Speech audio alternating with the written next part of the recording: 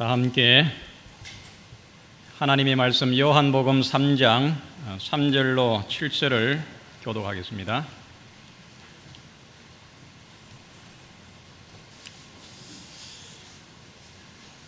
요한복음 3장 3절로 7절입니다.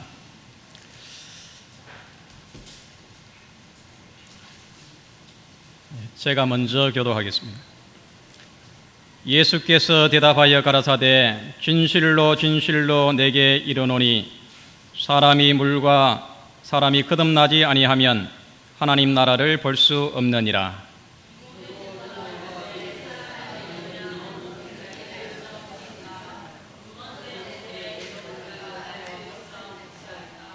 예수께서 대답하시되 진실로 진실로 내게 이르노니 사람이 물과 성령으로 나지 아니하면 하나님 나라에 들어갈 수 없느니라.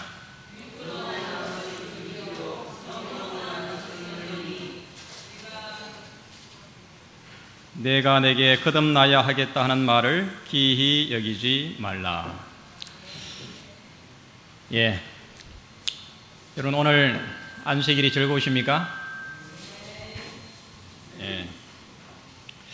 이 장마가 이제 오늘부터 시작이 됐는데 벌써부터 아주 좀 지루한 것 같습니다. 습도가 높고 이렇게 좀 불편한 점이 많지만은 그러나 이 여름을 시원하게 믿음으로 날마다 감사하며 기쁘게 그렇게 보내게 되기를 간절히 바랍니다. 오늘 두 분이 이제 침례를 받게 되는데 다른 어떤 안식일보다 이 안식일이 더 기쁘고 즐거운 것 같습니다. 누가복음 15장에 보면은 그 일흔 양의 비유가 나오는데 예수님께서 그 일흔 양의 비유를 말씀하시면서 이렇게 말합니다. 내가 너희에게 이르노니 이와 같이 죄인 하나가 회개하면 하늘에서는 회개할 것이 없는 의인 99을 인하여 기뻐하는 것보다 더하니라.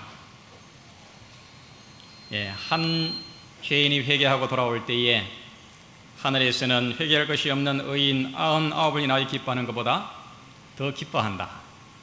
그만큼 우리 하나님께서는 사람을 사랑하십니다.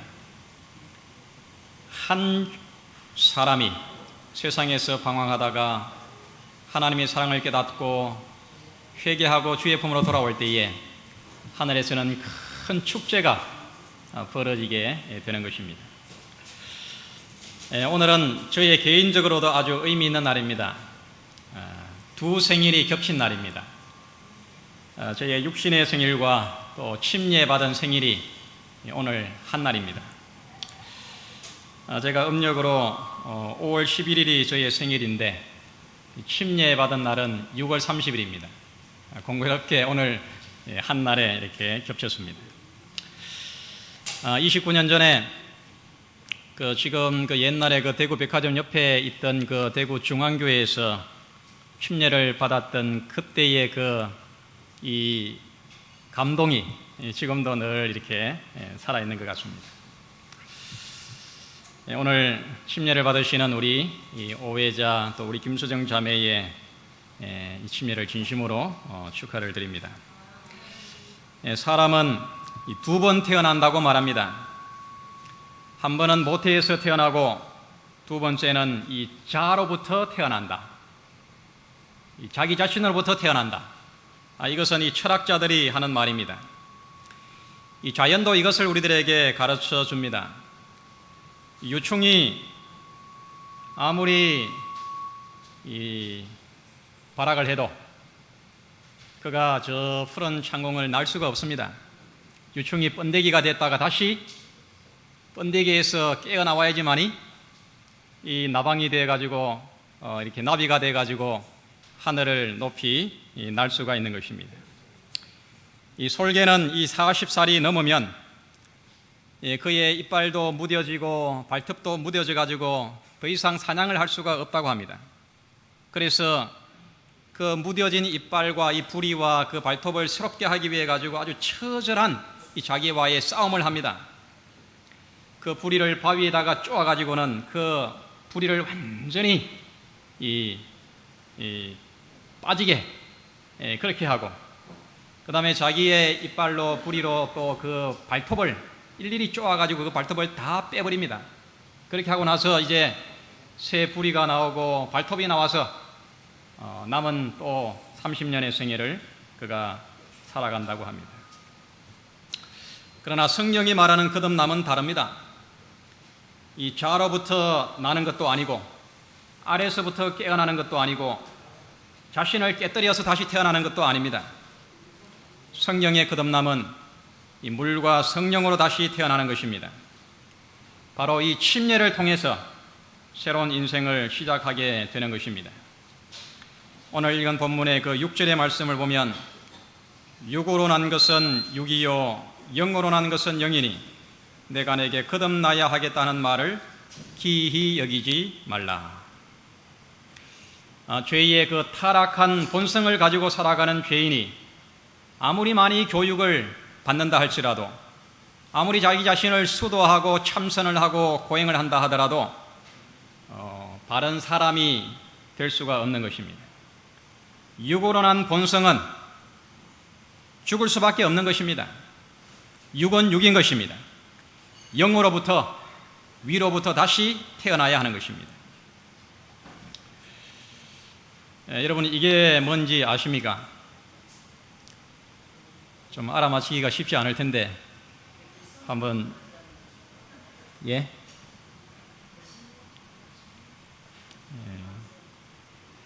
뭐 본 것 같기는 한데 구체적으로 뭔지 잘 모르시겠죠? 한 3주 전에 저녁에 자려고 하는데 저희 주방에 물이 바닥에 흥건하다고 그래요. 그래서 이제 이 검사를 해보니까 그 싱크대에서 이렇게 나가는 그 배관 그것이 막혀가지고 물이 역류해가지고 이제 물이 이 주방으로 이렇게 흘러나오는 것입니다. 그래서 이제 아무리 이제 뭐 방법을 해도 안 되는 거예요. 그래서 그 이튿날에 이제 그 뻥 뚫는 거기에다가 이제 전화를 했더니 이분이 왔습니다. 와서 보더니 뭐 이렇게 간단하게 이렇게 압력으로 이렇게 부는 것만 하면은 싼데 뭐 이렇게 넣어가지고 빙빙 돌려가지고 하면은 몇십만이 나옵니다. 그래요. 그래서 일단 간단한 것부터 해보세요 했더니 이분이 이제 압력기를 가지고 그 싱크대에서 내려가는 그 이 배관에다가 이렇게 그 호스를 넣어가지고는 압력을 불어가지고 이제 그 막힌 것을 이제 뚫었습니다. 그래서 이제 테스트를 해보니까 물이 넘치지 않고 잘 빠져요. 됐는가 보다 하고 이제 그분이 갔는데, 가고 나서 이제 그 건물 뒤로 돌아가가지고 이제 맨홀 쪽에 가서 이렇게 뭐 검사를 한다고 보니까 물이 이제 나가면서 배관으로 그대로 나가는 것이 아니라 이제 배관에 이게 연결된 부분이 있는데 연결된 부분이 약간 틈이 생겼는데 그리로 물이 계속 나오는 거예요. 그 밑에는 지금 막혀 있는 것입니다. 그래서 이제 이 철사를 넣어가지고 그 중간에 약간 이 물이 빠지는 그 구멍이 하나 있는데 그리로 이렇게 집어넣어가지고 하니까 그 배관 안에서 이게 나오는 것입니다. 그 내려가는 그 구멍을 제가 막아가지고 더 이상 내려가지 않도록 이렇게 끄집어낸 거예요. 나머지 뭐 이렇게 잘잘한 것은 많이 내려갔습니다. 근데 큰 것은 이게 제가 내려가다 또 막히면 안 되니까 이거를 꺼낸 건데, 그 배관 속에 수십 년 동안 찌꺼기가 쌓여가지고 이렇게 굳어진 그런 이 덩어리들입니다. 처음에 이걸 보고 제가 깜짝 놀랐어요. 어떻게 이렇게 큰 것이 이렇게 막혀 있는가? 제가 이것을 보면서 우리의 삶도 죄악으로 이렇게 찌꺼기가 쌓이고 그것이 계속해서 이렇게 덩어리가 굳어지게 되면은 우리 세계도 이런 것들이 막혀가지고 얼마나 하늘로부터 오는 그런 이 신령한 축복과 생명을 가로막지 않는가. 이 대단히 아주 제가 충격을 많이 받았습니다. 여러분, 성경에 보면은 예레미야서 17장 9절에 이렇게 말합니다. 만물보다 거짓되고 심히 부패한 것은 마음이라 누가 능히 이를 알리오마는. 어떤 다른 만물들보다 더 거짓되고 부패하고 타락하고 가증스럽고 온갖 죄악의 덩어리로 가득 차 있는 존재가 뭐라고요? 우리의 마음이라고 이렇게 말합니다. 그런데 그 뒤에 말씀하시기를 누가 능히 이를 알리엄하는 그랬습니다. 그렇게 우리의 마음이 부패하고 거짓되고 타락된 상태에 있음에도 불구하고 우리가 그것을 안다는 거예요, 모른다는 거예요? 잘 모른다는 것입니다. 우리 속에 저렇게 아주 큰 이 죄악의 덩어리들이 막혀 있다는 것을 모르는 것입니다. 사람은 죄와 사망의 종으로 태어났습니다. 거짓의 아비인 마귀의 종으로 우리는 이 땅에서 태어났습니다. 온갖 죄의 찌꺼기가 마음을 병들게 하고 흉악한 죄악 덩어리가 영원한 하늘의 축복을 가로막고 우리에게서 빼앗아가 버렸습니다. 여러분, 이 죄악의 덩어리를 우리는 깨뜨리고 씻어서 깨끗하게 해야 됩니다. 이 모든 것들을 다 없애버려야 됩니다. 여러분, 어떻게 이것이 가능하겠습니까? 스가랴서는 우리들에게 위대한 예언을 주십니다.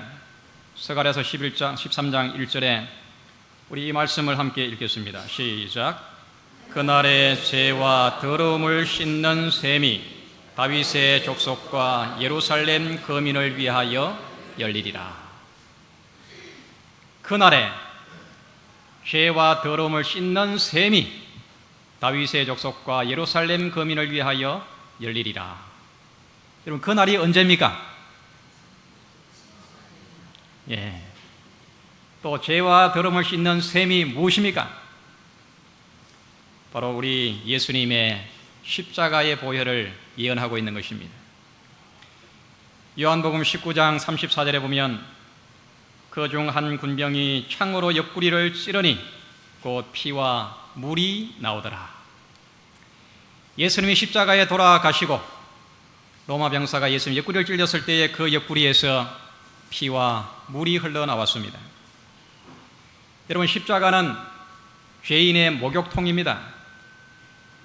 어떤 분이 그렇게 표현을 했습니다. 십자가는 죄와 더러움을 씻는 이 죄인의 목욕탕입니다. 우리의 몸에 온갖 때가 묻어서 지저분해질 때에 우리 목욕탕에 가서 깨끗하게 씻는 것처럼 우리의 마음에 묻은 이 거짓되고 부패하고 타락한 이 죄악의 덩어리, 이 죄악의 찌꺼기를 깨끗이 씻어내는 셈이 바로 우리 예수님의 십자가인 것입니다. 지난날의 모든 죄와 허물을 물속에 잠궈서 장사를 지내고 이제 새로운 사람으로 하나님의 자녀로 천국의 백성으로 다시 태어나는 것입니다. 이 물에 잠기는 그 침례는 물침례로 끝나는 것이 아닙니다.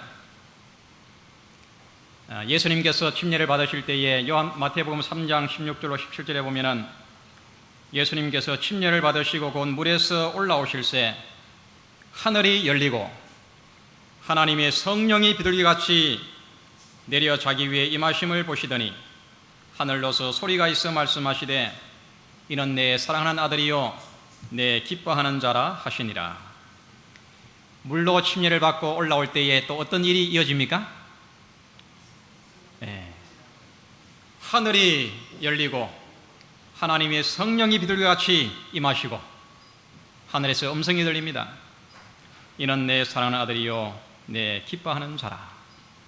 성령의 침례가 물 침례를 이어서 이어지게 되는 것입니다. 지난날의 모든 죄를 회개하고 아버지와 아들과 성령의 이름으로 침례를 받고 물에서 올라올 때에 성령의 침례가 이어집니다. 이제는 하나님의 성령이 살아서 날마다 그 마음속에 역사하셔서 날마다 새로운 사람으로 거듭나게 하시고 새로나게 하시고 날마다 새로운 생애를 살아가게 하는 것입니다. 디도서 3장 5절이 이렇게 말합니다. 우리를 구원하시되 우리의 행한 바 의로운 행위로 말미암지 아니하고 오직 그의 긍휼하심을 쫓아 중생의 씻음과 성령의 새롭게 하심으로 하셨나니. 이 중생의 씻음, 이 물 침례는 성령의 새롭게 하시는 은혜가 매일같이 그의 생애 속에 반복이 됩니다. 요한일서 5장 8절입니다. 증거하는 이가 셋이니 성령과 물과 피라. 또한 이 셋이 합하여 하나이니라. 물로서 우리가 침례를 받을 뿐만 아니라 우리는 십자가의 피로 우리의 죄를 깨끗이 씻고 날마다 성령으로 새로운 생애를 살아가는 것입니다. 여러분, 이 거듭남의 원리가 분명합니까? 예. 이 거듭나는 침례가 중요합니까? 사람의 일생에서 가장 기쁘고 행복한 날은 예수를 발견하고 그 예수를 개인의 구주로 영접하고 아버지와 아들과 성령의 이름으로 침례를 받는 그 침례 시간야말로 일생에 가장 정말 귀하고 가장 행복한 그런 날이 되는 것입니다. 이제 오늘 침례를 받으시는 우리 두 분을 앞으로 모시겠습니다. 우리 오회자 자매님, 우리 김수정 자매님, 이 단상 앞으로 나오시기를 바랍니다.